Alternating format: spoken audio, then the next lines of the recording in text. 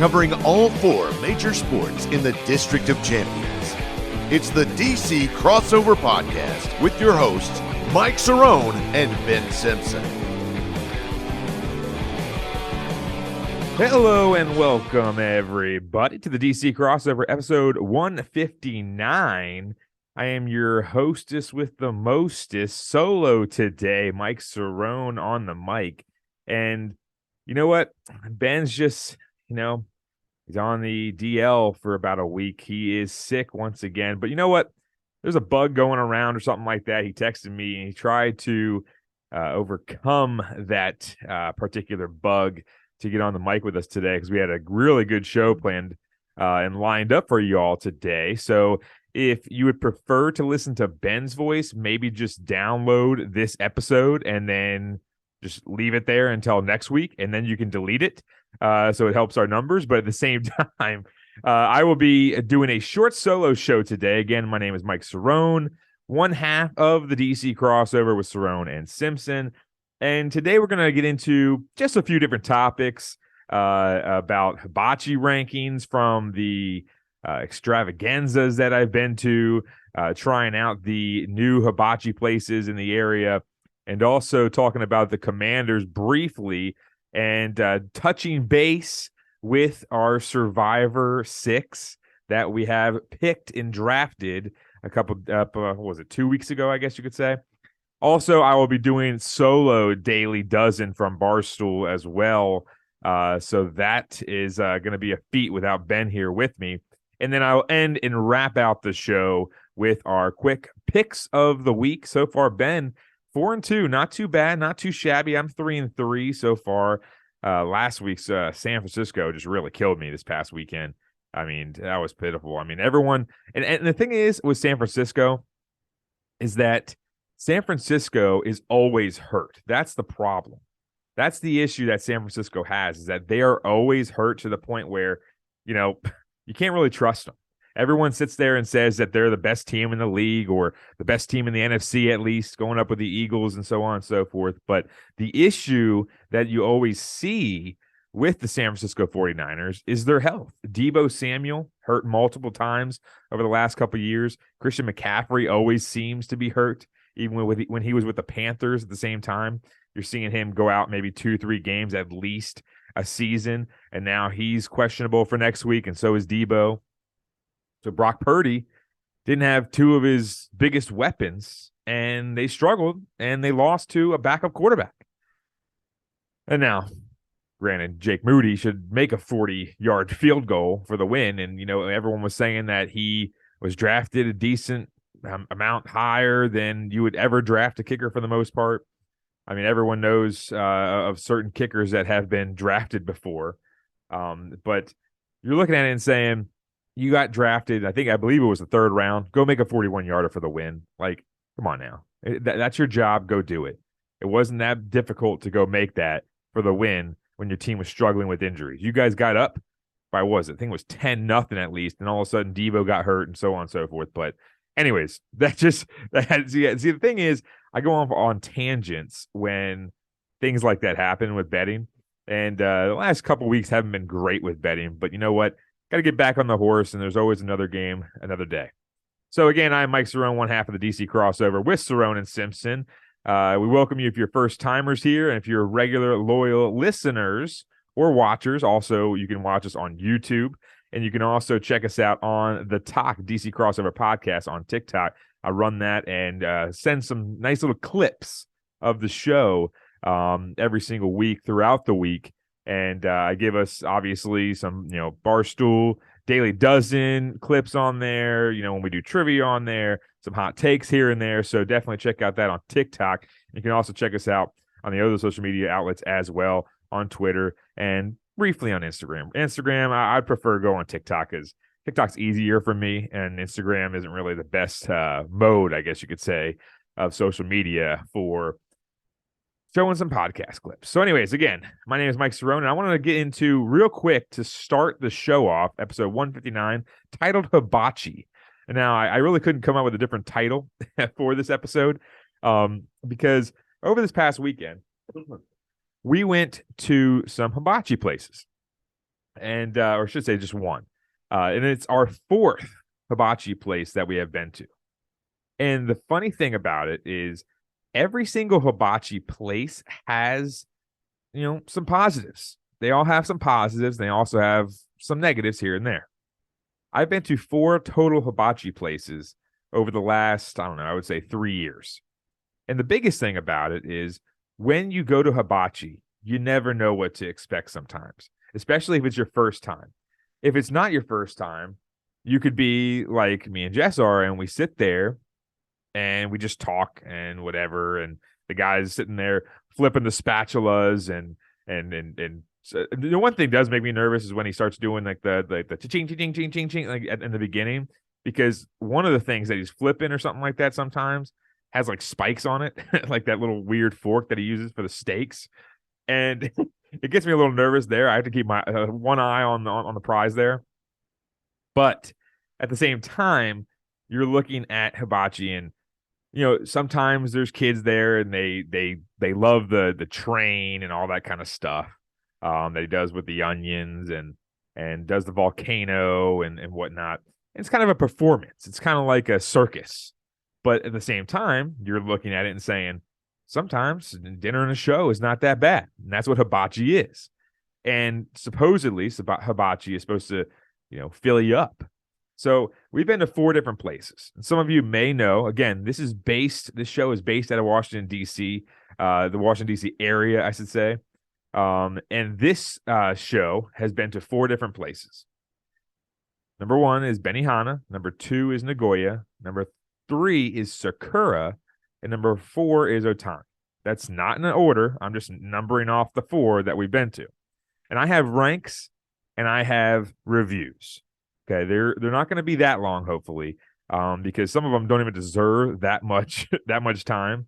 But I like hibachi because it gives you a lot of food. It's pretty quick for the most part. You're not sitting there twiddling your thumbs saying like, how long does it take to make a burger in the back or something like that, because you're hungry and you're sitting there waiting. While they're cooking, they're basically giving you food like while they do it. So again, if you haven't been to hibachi, you should go. But they're sitting there basically doing the cooking and stuff like that in front of you, obviously, if you don't know what it is, if you've been living under a rock for 50 years. But then when they're cooking, they're giving you the food as it comes out, as it's done. So like, okay, the rice is first. Okay, they give you your portion of rice or whatever, and they're doing their stuff, whatever, and they give you a portion of this, and they give you the portion of that. And it's like every like 2 or 3 minutes. So you can sit there eating while they're still cooking the rest of it, which is nice. So here are my rankings for hibachi places in the DC metro area. Number 4, the worst one out there, Benihana. Benihana is atrocious. We went there one time. First of all, I remember it was either their seat or their table is like not correct height or something. Like I remember my butt hurting after. And it wasn't because of the food. It was it was because like the chair wasn't, I don't know, there was something with that place and their decor when it comes to the table and all that kind of stuff. I believe that the table or something was just not the right height or something. I don't remember. But the worst part about Benihana is the portions. The portions, they should basically give you enough portion where you're so full you debate finishing your food. Because if you can do that, then that's the biggest part, is they're not skimping out on you or being cheap and giving you nothing. But Benihana is so cheap to the point where literally, I have a picture. I think I still might have it on my phone somewhere. When this guy slapped the chicken breast on this grill, I honestly, I couldn't believe my eyes. I saw that thing and I was like, it's smaller than my hand. Like, what kind of, was it the baby chicken? Like, what was this? I mean, and then he cuts it up and then he cooks it, and it literally was the nubbiest chicken you could ever find in your life. The nubbiest. Literally, the chicken sizes were probably the size of a piece of gum out of a Dentyne ice pack. I mean, it was like literally when you stick your fork in it, and like only 2 prongs of the fork can actually go in it because it's so small. And the guy's like, "Here you go," and then he puts it in there, and you're sitting there and you're like, "I'm already done with the chicken. I've only had 3 bites. I'm already done because it was so small." I mean, literally, make like your hand flat, like you're laying it on a table, and it was smaller than your hand. Now, I'm not talking about like Shaq or Yao Ming to put their hand up there because their hands are big, but like a normal sized person like myself, put your hand out like this. I'm doing it on the camera right now. It was smaller than this. Like it was bad. Like Benihana, way overrated, way overpriced, never going back there. Lost a customer. Number three, Nagoya. Now, I'm a member on Facebook of Nova Foodies because some people put some cool pictures on there and a different location of something here or there, whatever it is. Okay.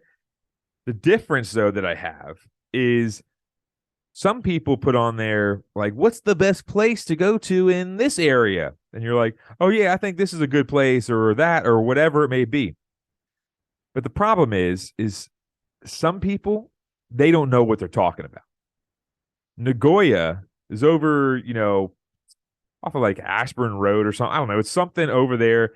Kind of, if you're familiar with the Ashburn area, it's kind of near Stonebridge High School, and I coach over there, so I know the area very well for the most part, and I pass by it all the time. It's kind of in between Broad Run and Stonebridge High School.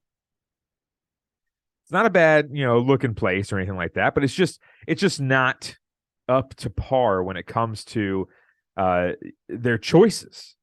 I mean, they got a lobster choice or whatever, and for some reason I got that. I don't know. I think I had a brain fart or something like that because I never get lobster. I mean, if it's a lobster bisque or something like that, sweet, I'll take it. But I'm more of a crab guy when it comes to lobster, crab over lobster.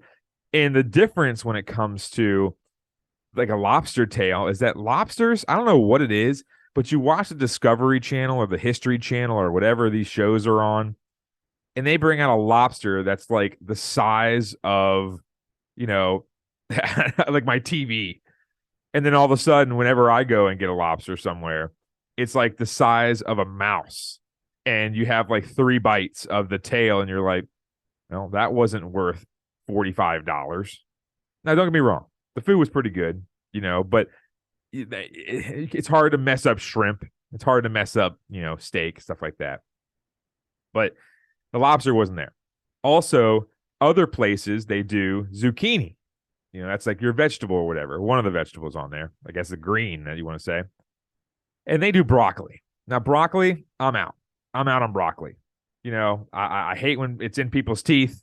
I hate the way it looks. I hate the way it crunches. I hate when people eat it raw. I mean, I don't like it. I don't like food that looks like a tree. Okay. Like spinach leaves, okay, whatever. I can deal with that. I have to have a green in my life at some point. But like a broccoli, what are they called? Stem or something like that. It just tilts me. I saw a video the other day of someone, having broccoli in a bag and they were eating it at a tailgate. It's like, people are weird, man. So, anyways, Nagoya, not a great review from them. Also, they didn't have noodles, and a lot of places serve noodles like covered in soy sauce and all that kind of stuff, which obviously is much better than not.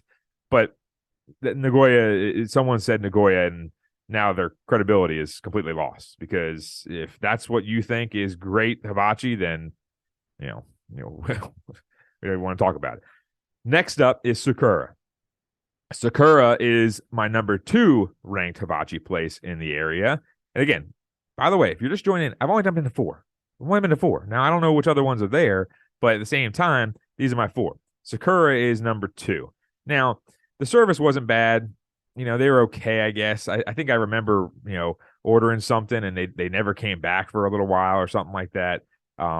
Also, it's just, it's not the best in the sense that I think it's a little bit overpriced when it comes to the portion you get. The portion's still decent, but I would put this in the B tier. Like, this is the B tier if you have a bunch of hibachi places, mainly for the sole fact that it's just like a chain restaurant that it's not something special you go to. Now, when I say special, hibachi's not special. Let's be honest here. But it's definitely not going to be in the tier of my number one, which we will move into number one right now, which is Otani. Otani, I remember they used to have one that was over by where I grew up in Countryside, over there in Loudoun County, Sterling area by Dulles Town Center. They used to have one over there. That's obviously gone now. They had one somewhere else. I'm trying to think of where the last one was, but they have one in Chantilly, and that's the one I go to. That one's been there forever. And you know what the best part about it is that, you know, especially when here's the best part. When you go do hibachi and you are there at the table by yourself, yeah, you talk to the guy for a second or whatever, but he doesn't really bother you. You know, when you're there without kids or something like that, and there's not some, you know, 66-year-old couple sitting there like saying, "Oh," every time like they see fire, it's like they haven't seen fire in their life. Then it's nice because you just hang out. They make the food, you know, you get to watch the fire and stuff like that. They're obviously doing their shtick and all that stuff, but they don't really bother you because, you know, last time we went, it was a kid's birthday, and don't get me wrong, it's fine going there for your birthday and everything like that if you're a kid, because the show is more for them. But at the same time, it's like when we were at Nagoya, literally the guy cut up like 12 shrimp and was going around the table. And now, trust me, I'm always there to catch shrimp. It's extra food, and it's also good. I love seafood. But the problem is not a lot of people are great shrimp catchers, if you want to call them that. They sit there and they're like, hey, hey, all right, another one, hey. And it's like, I mean, they're going to find shrimp in their sweatshirt hoodie in a week from now. It's like, it's just like shrimps everywhere. And that's the funny thing is, I would rather just make the food, exchange pleasantries and everything like that, and then get out. That's the biggest thing. Like I would rather enjoy my time there, but I don't want to sit there and extend the fire and all that kind of stuff and the choo-choo train and all the shtick they do. But going back to Otani, like I said, they do a good thing about that. They have good service. Their portion sizes are for Andre the Giant, which is awesome. But then also, the best part about it is that when you go to Otani, they give you noodles, they have zucchini, you know, they kind of give you a portion size that, again, like I said, makes you think, am I going to be able to eat this whole entire thing? They also give you the sorbet or something like that, whatever they call it at the end, which is nice too, nice little palate cleanser. But the best thing about it is it's fairly priced. They give you all this stuff, and it's a good price. So it's like, why not go there? And their chairs aren't bad, by the way. Benihana, get with it. So overall, my rankings for hibachi: Otani number 1, Sakura number 2, Nagoya number 3, and Benihana in the basement. So there are my rankings for hibachi. It only took about, I don't know, 13, 14 minutes to do. So moving on, we're going to talk briefly about the Commanders for the sole fact that, you know what, it's kind of tough to go through by myself. You know, I can talk about them all day, but this game wasn't the greatest in my opinion. So going on to the Commanders. The Commanders, this game was kind of crazy. Now, I'm not going to say crazy in the sense that it was a phenomenal game by them or anything by that nature, but the biggest thing that you look at in this game is that they won, obviously. That's a big plus. I mean, you need them to win, let's be honest here, especially for my season-long sweat, even though I think that one's out of the bag now because USC got plastered this week. Thank you very much, Caleb Williams. So 3-3 is the record. They won 24-16. They led 17-10.5. And that's one of the biggest things that I looked at is this team is not really ready, I should say, to put somebody away. And that's the problem that I'm seeing with this team is that there's been multiple games now where, yes, you should beat the bad teams. You should beat the bad teams. That's just how it is. If a team is bad, you should beat them into the dirt. That's what it is. But the problem that I'm seeing is that you have certain aspects of this team that are flawed and that, again, besides the Bears game, either one works or the other doesn't, or the other doesn't, and then this one works or whatever. So if the offense is humming, the defense is awful. If the defense is getting a little bit better, the offense is a dud. So you're looking at, for instance, this week, and the defense wasn't great, I should say, but the offense was a dud this week. Yes, they did score 24. That's great.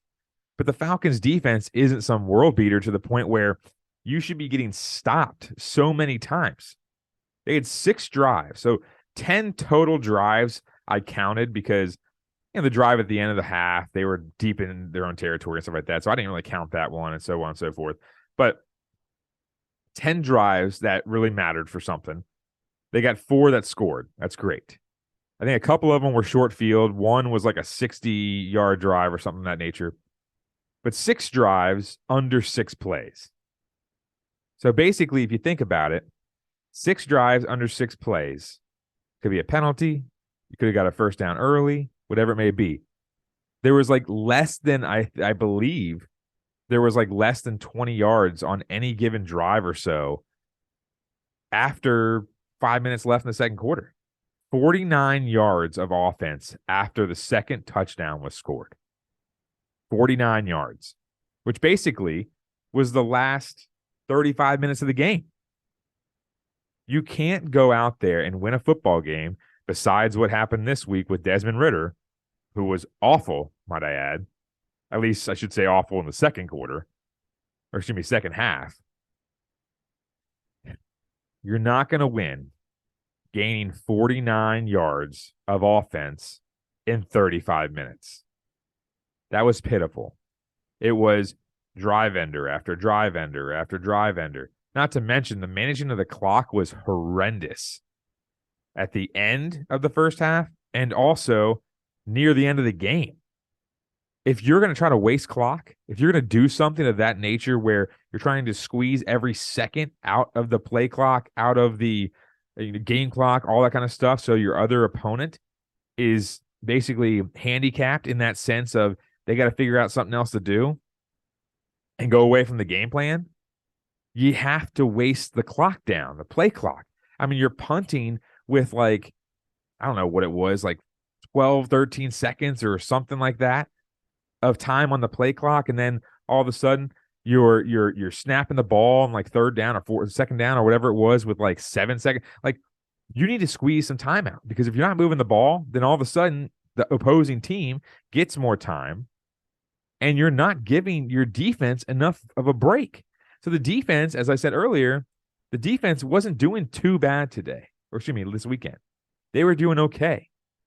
I'm not going to say they were great because, yes, they got, 3 picks, even though Desmond Ridder looked awful in the second half, but they were doing okay.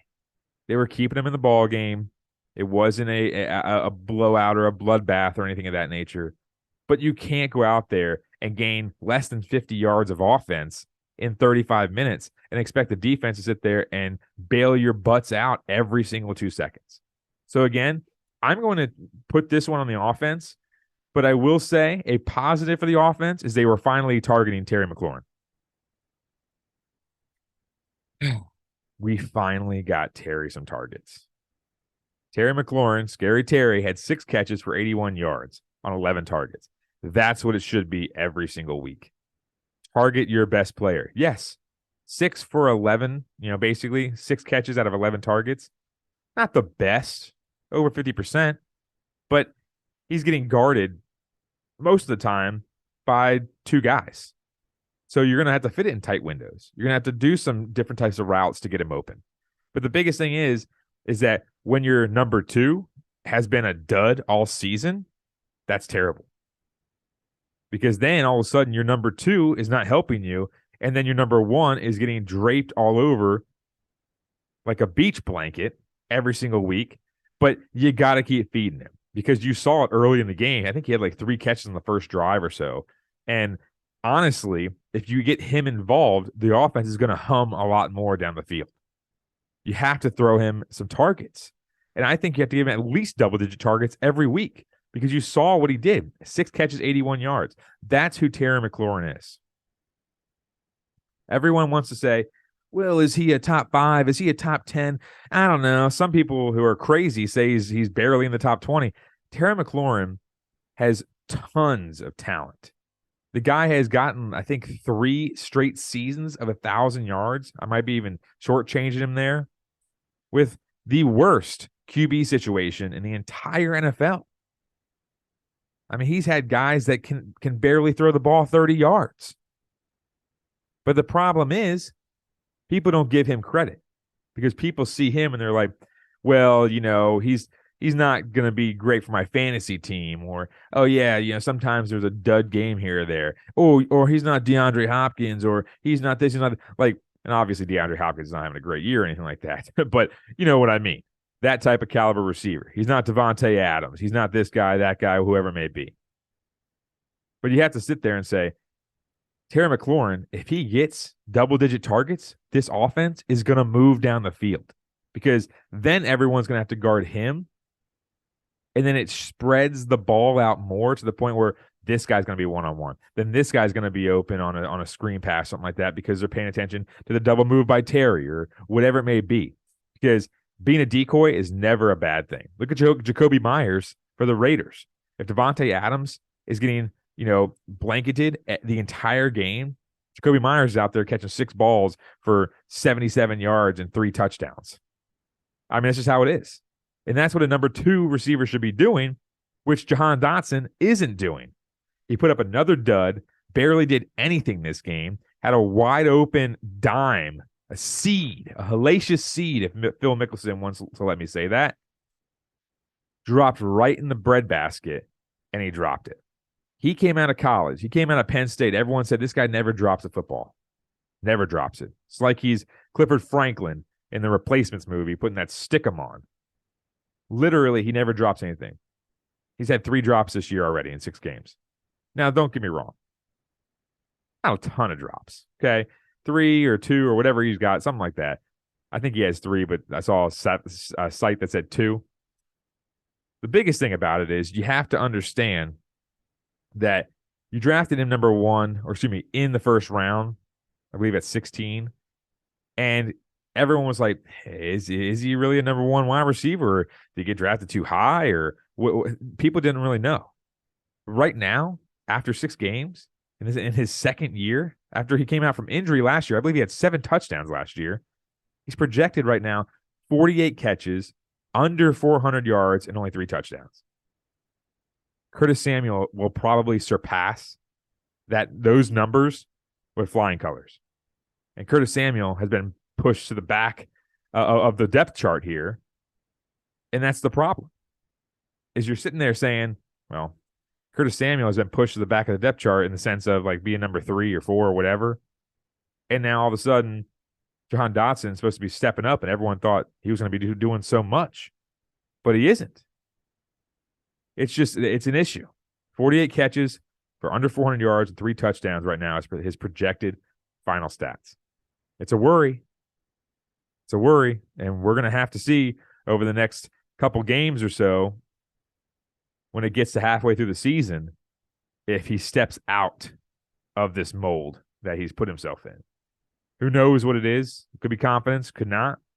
But Terry has to have a backup. He has to have a Robin to his Batman. And right now, Jahan Dotson's not doing it. He's just not doing it. So, Commanders, I believe they play the Giants this week, and I believe right after that they have a bye week.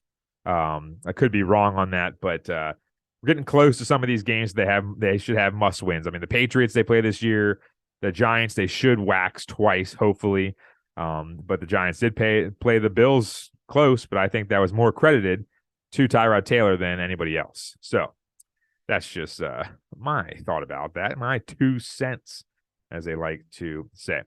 I'm going to go right into a situation that me and Ben have right now. And it is Survivor. So Survivor this week was yet again another weird one. Now, when I say weird, I mean, it's like literally you look at this one tribe, and I haven't, again, for people out there who don't really watch Survivor, the thing about Survivor is that the I don't even know how to put it this way. So Survivor, I watched for so many seasons. I mean, I watched probably over 30 some seasons. And then I got out of it, over the last few years or whatever. And then me and Ben were like, hey, let's do some shtick for the show and we'll watch Survivor and whatnot. So we ended up sitting there saying, all right, let's talk about Survivor. Let's have a Survivor draft. And we picked our top 3 survivors in draft format. So my second pick, and by the way, this is the theme song from all the survivors. So this is, I believe this is the Amazon one or something like that. That's awesome. Just looking at it right now. Anyways, so the biggest thing about Survivor is that I think lately, over the last like 15 seasons or something like that, they always put a tribe together that looks like they have a couple playmakers, but then they really don't. And all of a sudden, you got losers. I mean, I'm sorry. I'm going to call them losers because you can't lose every single challenge. Win one because I mean, everyone says every squirrel finds a nut. Let's be honest here. And that tribe, whatever their name is, I forgot their name right now. The yellow one, they ended up winning one of the challenges, the reward challenge. And then all of a sudden you sit there and you're like, okay, you won the first one. Then you get waxed in the second one and you lose again. And they sit there and there was a lot of talk about, Sabaya and all this kind of stuff. And is she going to use the idol or she's trying to play mind games with Emily? And then, Caleb is trying to see if Emily is going to be helpful in the future or something like that. Like, I just don't understand. Get the weaklings out because the first girl quit. The second guy, Brandon or something like that, or whatever his name was, that guy was a loser. I love when they say, oh, I'm a super fan. Well, you're not a super athlete. You're not super smart, apparently, because he couldn't do 3 different puzzles or whatever it was, and he passed out trying to climb a ladder. So let's be honest here. You're a super fan for sitting on the couch and watching it. But again, I'm not saying that I'm going to be some world beater out there either. But at the same time, you got to be able to climb a ladder, bud. Be honest here. So looking at it, you have those 2 people get knocked out. I have Sabaya as a good player, but I think that her game started crumbling because of the sole fact that there's so much pressure to go with the status quo. And the status quo was get off the weak links and try to win a challenge. Because now you saw in the preview that they're probably going to switch up the tribes and rotate people around and maybe give every tribe, whatever it is, 4 members or something of that nature. And they're going to rotate it. Because I think Survivor also throws you that curveball of I'm going to give you this one pathetic tribe so we can throw another curveball at you in week 5 or whatever it is that we're going to change up tribes. Now, they might have an honest mistake and say, well, this kind of sucks, or they might not like it. They honestly might not like it. But I think that they do like it because they can do something else to shake up the episodes and all that kind of stuff. But the biggest thing for me is that Sabaya was in my Survivor 6. She was one of my draft picks, and now she's out. And I'm left with Austin or Alan or whatever. What was his name? I got to look at it. Is it Austin? What's his name? Yeah, Austin. Okay, I was right. Not Alan. I'm left with Austin and Brando. Now I think those are 2 really, really huge players, I think. And Ben is left with Caleb, Kendra, and Sifu. Now, it would have been nice to see Sabaya basically hanging on to help out the situation when it comes to my Survivor 6, but I think Austin's going to make it far, and I think Brando is going to make it far as well. I don't think Sifu is going to make it far, and Caleb, I think he might, be kind of looked at in a weird way when they switch tribes. We'll see. But some people gravitate towards the most athletic people, which he is one of those. So we'll see about that. But it's definitely one of those weird situations, when it comes down to Survivor, because I hate it when they have a tribe that just keeps losing everything, because yes, it's cool to see one tribe dominate, but I would rather have out of the three tribes. First of all, I'd rather have it just be two tribes. But when you have the three tribes, I would rather, in a perfect world, have one tribe dominate because then they got a target on their back and they're, eating good and all that kind of stuff. But then all of a sudden, when S hits the fan, then they start squirming. Then they're like, well, we don't know what to do. We haven't played the game for the last 5 weeks. It's like, and they start going nuts. But then you have the other two tribes battling it out every single time. And then Jeff's always like, we haven't seen this situation before, or something of that nature, at a tribe, or excuse me, at a challenge, where all of a sudden you sit there and, it's these two teams going for second place again. But I think that honestly, this change up, this switch up is going to be good for some. But again, now that you're seeing both the blue and the red tribes haven't gone to tribal council, it's going to be a mini shakeup because when they do shake up the tribes, you're going to see how these players react when they actually have to play, because some of them haven't been strategizing. That big toe girl that we talked about last week, she's going to have to start doing something. All we know about her is that she has a big toe. Sifu, he was creepy in the first episode. Now he's going to have to start doing something. He's going to probably show his creepiness again.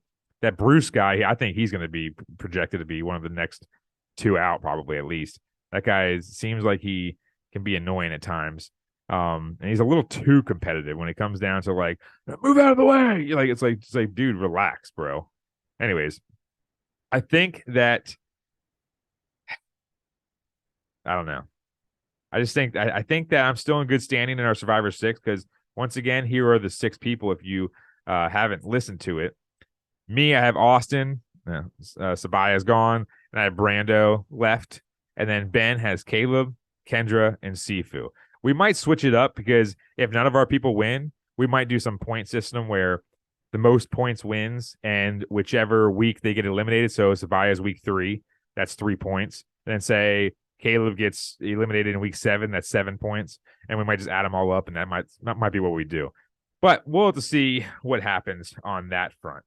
But anyways, so far that is our Survivor draft, and again, I can't talk about it for ever here. I mean, we got stuff to do, people to see.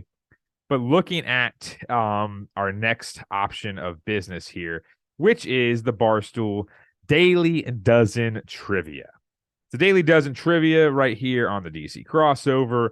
I'm going to share my screen. So if you are watching, okay, on YouTube or even on TikTok, I'm going to try to share the screen so you can see exactly what we're trying to get right here, I should say. Can't even talk about it. Because I think that this is something new that me and Ben have been doing instead of just the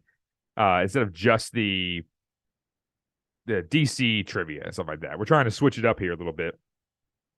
And in this case, we have the Barstool Daily Dozen Trivia for October 17th, 2023.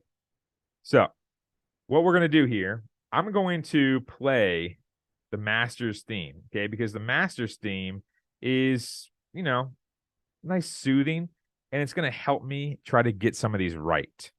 Because the sole fact that, I usually have Ben here, and when Ben's here, it's an easier thing because it's two of us. That's all I can say. It's two of us. So, got the Masters theme rocking. Let's do the Barstool Daily Dozen Trivia. The first one, which is NFL. Prior to their current head coach, what AFC team was previously led by Romeo Crennel, Todd Haley, and Herm Edwards? That would be the Cleveland Browns. Right? No, wait. Todd, led by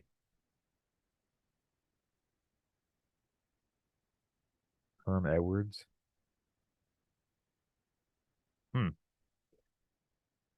Nope. Was it the Jets? I think it's the Browns. Oh, I got it wrong. Oh, my God. What a horrible start. I think it might have been the Jets. Oh, idiot. Lou Williams won his first of 3 career Sixth Man of the Year awards in 2014, 2015 while playing for what Eastern Conference team? I believe it was the Cavaliers. No, wait, hold on. Why? I feel so horrible right now doing this. Oh my gosh, I am horrendous today. Horrendous. 2 incorrect already. Playing in the NHL until he was 45 years old in 2018, this winger began his career with 11 seasons in Pittsburgh from 1990 to 2001, leading the NHL in points 5 times. I believe. Is that Yager? Thank God. Oh my God, I finally got one right. Jeez Louise. With over 250,000 people, what is the largest city by population in Ohio without a Big Four sports team? Was the largest city by population in Ohio without a Big Four sports team? Cleveland's in Ohio. I already have a Big Four. What else is in Ohio? Canton? What other city is in Ohio? God, I must be missing something. Ohio State. I can't even think of it. This is awful. Canton? I don't know. We'll say Canton. Screw it. Awful. I have no idea. I didn't even know Ohio was still a state. Celebrity mashup. There's 2 pictures of a celebrity. That's not Johnny Depp, is it? I know that's what's her face from Stranger Things. Oh my gosh, what's her name? Or is that Hillary? No, wait. It's not Johnny Depp. He's gray in his head beard. Oh my God. What's her name from Stranger Things? God, this is horrendous. Now I guess we'll go back to it. Chain restaurants. I like food. In 2022, what chain introduced a monthly or annual beverage subscription called the Unlimited Sip Cup, allowing customers to get refills on coffees and their signature charged lemonades? Lemonades. Unlimited Sip Club?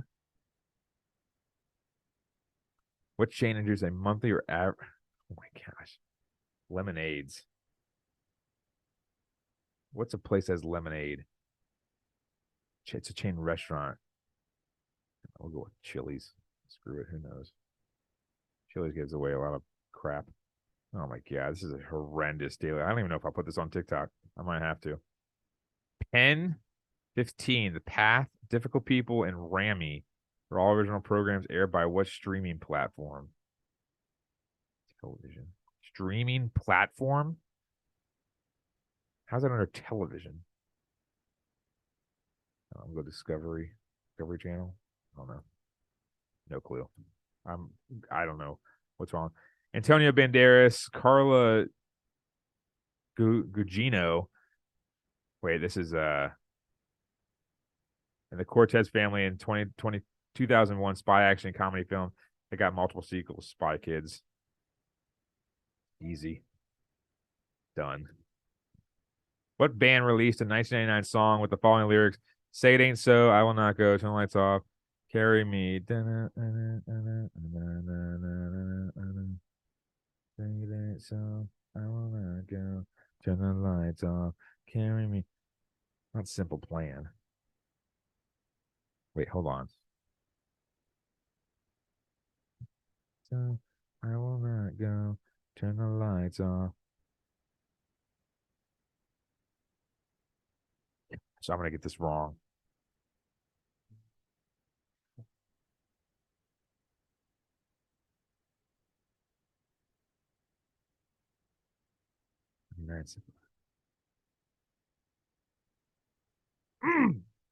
Damn it.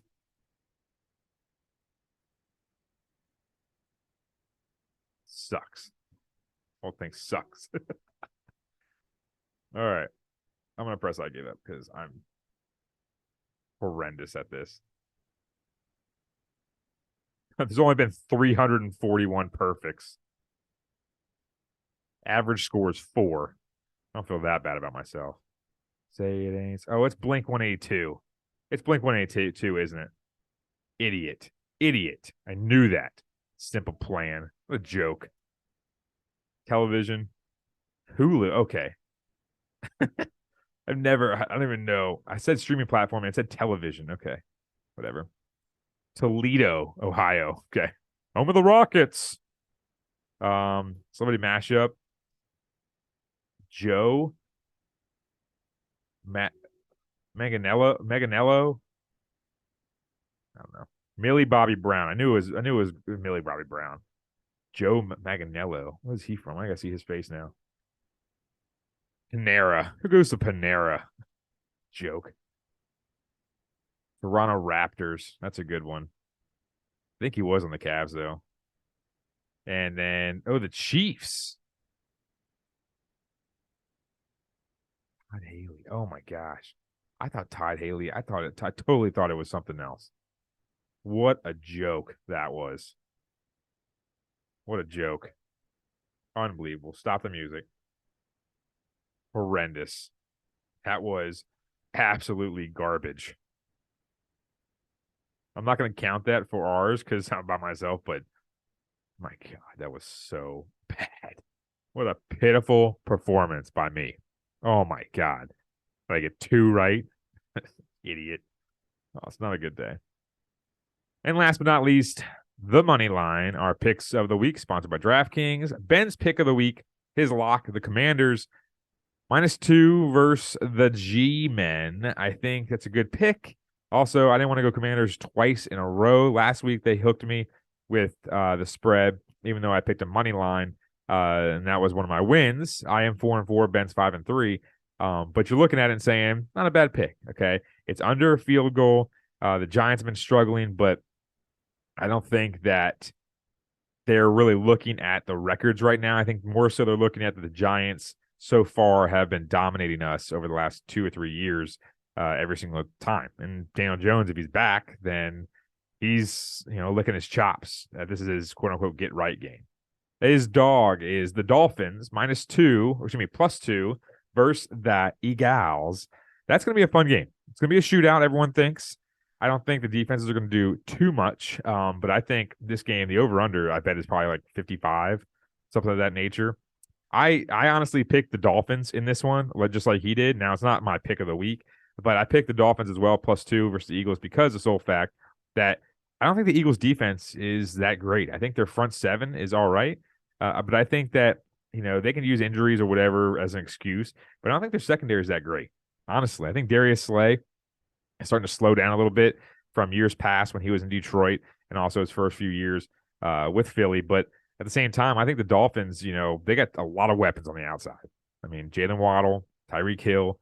It'll be a dogfight, and I think that's going to be a real fun game to watch, to see how Tua handles the front line of the Eagles, but also see what kind of game plan they come out with, because they've been firing all cylinders for the most part. Besides the Bills game, even though they did score a lot of points with the Bills game too. My lock of the week, Buffalo -8.5 at New England. I think New England is trash. They're 1-5 against the spread and the money line this season, only winning one game, which is the New York Jets, which honestly, if Aaron Rodgers were there, they'd be 0-6 because New England is terrible. They just lost to Josh McDaniels, the disciple of Bill Belichick, and I honestly think that they don't even deserve right now to be considered as a good team. I mean, I don't think anyone's saying they're a good team, but I don't think they are considered at all to be anywhere close to somehow turning things around, because their offense is putrid. They're second, I think, worst in the league in points per game, just right in front of the Giants. But it's like, I mean, what happened to that team? I think everyone's starting to realize that it was Tom Brady and not Bill Belichick. Because when Bill Belichick was in Cleveland, it didn't go that great either, did it? My dog of the week, Detroit +3 at Baltimore. I think Detroit Ben was upset this morning. He texted us saying, like, how is Detroit losing spots in power rankings even after they won and they're 5-1? They're not taking recency bias into effect. I mean, into effect, the bias that comes into teams that have been successful for multiple years. That's what everyone's looking for. So right now, +3 at Baltimore. I think Baltimore is just probably an average team as well. I think Detroit has been dominating in the trenches, and Jared Goff's looking pretty damn good. And I think he's finally in a system that fits his game and he can thrive in. And we'll have to see if Jahmyr Gibbs comes back. Jameson Williams finally found the end zone. So +3 at Baltimore. I think Detroit wins this game. I think they win it. And I think you could do an alt line right here at -2.5 to give you that field goal, buffer. But you add, 4 or 5 points onto this, it could be a juicy bet for you. So going back, the picks of the week, lock for Ben, Commanders -2 versus the Giants. His dog, Dolphins +2 versus the Eagles. My lock, Buffalo -8.5. And Detroit is the dog +3 at Baltimore. So once again, this is the DC crossover with Cerrone and Simpson. Ben is on the DL. Hopefully he will be back next week. Hopefully we will be recording on Monday, our usual time, during the NFL season. And we will get back to some Survivor talk and hopefully redeem ourselves, or I guess myself, in the Barstool Daily Dozen, because that was pathetic. And also visit those hibachi restaurants in order and see if you agree with my rankings. Once again, I'm Mike Cerrone. I will try to have Ben play John Z on the way out. That's the issue, is that he has a lot of the sounders and I don't. So that's the issue, is John Z is always our exitor, if that's even a word. And you know what? We got to give him props. The Bears kicked our teeth in. And you know what? I guess he's cemented himself as the outro for our show for the foreseeable future. Again, it's the DC Crossover. Check us out on all social media outlets at DC Crossover Podcast on TikTok. You can also check us out on Twitter, YouTube page, all that fun stuff. And we'll see you guys next week. Everyone, hopefully the Commanders can take down the Giants and keep everyone's season sweats in play. But right now, by the way, the NFC, the season-long sweats, now the AFC ones for us are out. But the NFC ones that Ben made, he did take a lot of favorites. But right now, those favorites are doing pretty well. Please, dear Lord, have the Falcons win the NFC South. All right, everybody, take care. Mike Cerrone, out.